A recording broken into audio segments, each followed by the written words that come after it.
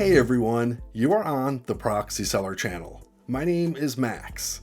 In today's tutorial, I'll guide you through configuring a proxy in the FriGate proxy extension.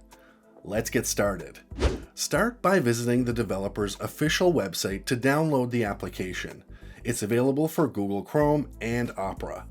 Choose the browser you use and download the application. Once downloaded, convert the file to a zip format by changing the extension to zip. Open your browser.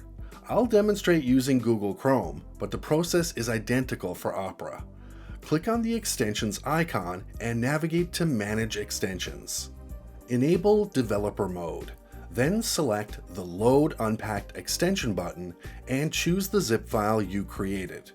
The extension will now be added to your browser. Let's proceed to set up the proxy.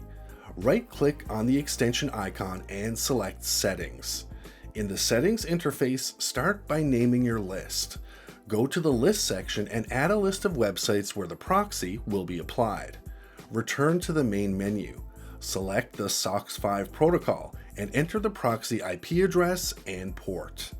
It is advisable to use a proxy with IP address authorization, as the extension does not support username and password authorization.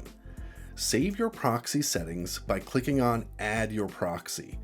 To activate the proxy, open the list of extensions.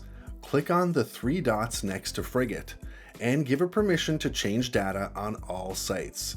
Your proxy setup in the FriGate extension is now complete. Remember, free proxies pose security risks and lack reliable anonymity, often leading to blocks.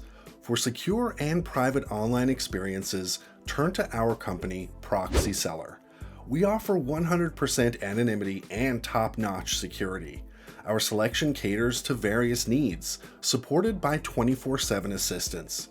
Check the description for a 10% discount code and a link to our site. Don't forget to subscribe to the channel, turn on the notifications by clicking on the bell, and hit the like button. That's all for now. See you guys in the next video.